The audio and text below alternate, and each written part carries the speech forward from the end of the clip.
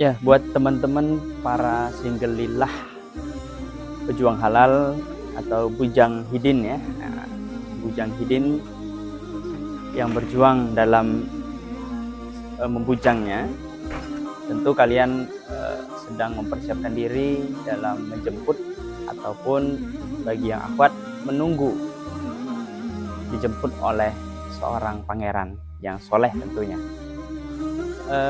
Saya ingin sampaikan bahwa ada 3 ciri-ciri jodoh ketika seseorang itu mungkin sedang mendekati kita ataupun kita sedang menjalin ta'aruf kita. 3 ciri jodoh bahwa dia adalah jodoh kita gitu. Nah, yang pertama adalah adanya kecocokan ataupun penerimaan dari diri kita dan calon pasangan. Penerimaan dalam segala hal ya, baik itu secara fisik, secara ekonomi, secara background, secara masa lalunya.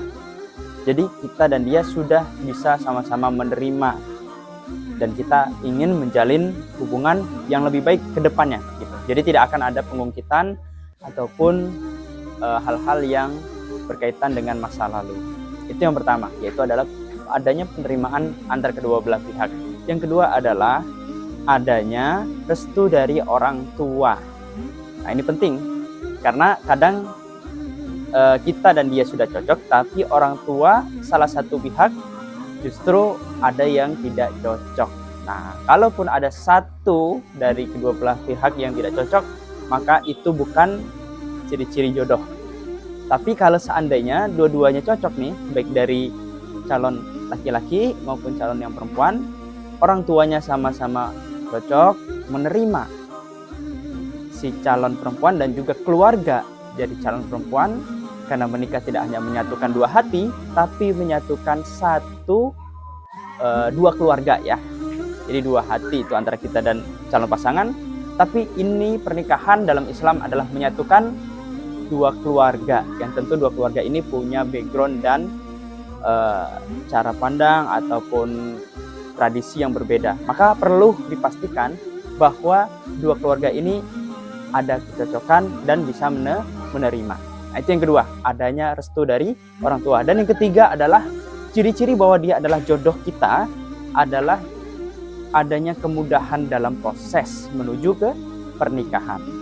Karena kalau kedua hal ini sudah terpenuhi, kita sudah cocok dan menerima, orang tua sudah merestui, tapi di tengah jalan dalam prosesnya ada hambatan-hambatan yang membuat proses itu terasa sangat berat, terasa sangat jelimet gitu ya. Ada hal-hal yang seolah-olah menjadi obstacle ya, halangan-halangan yang susah untuk diteruskan. Nah, maka waspada, bisa jadi ini bukan jodoh kita. Apa contohnya? Seperti masalah tradisi ataupun masalah seserahan, masalah konsep acara, mahar, dan lain sebagainya. Yang menjadi syarat-syarat yang itu tidak mempermudah jalannya pernikahan.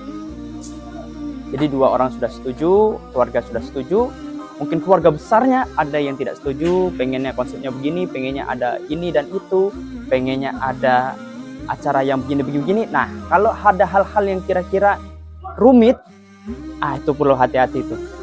Jangan sampai itu menjadi beban jika dipaksakan akan berkelanjutan saat pernikahan.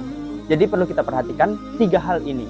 Adanya penerimaan dari kita dan calon, ada restu dari orang tua, dan adanya kemudahan.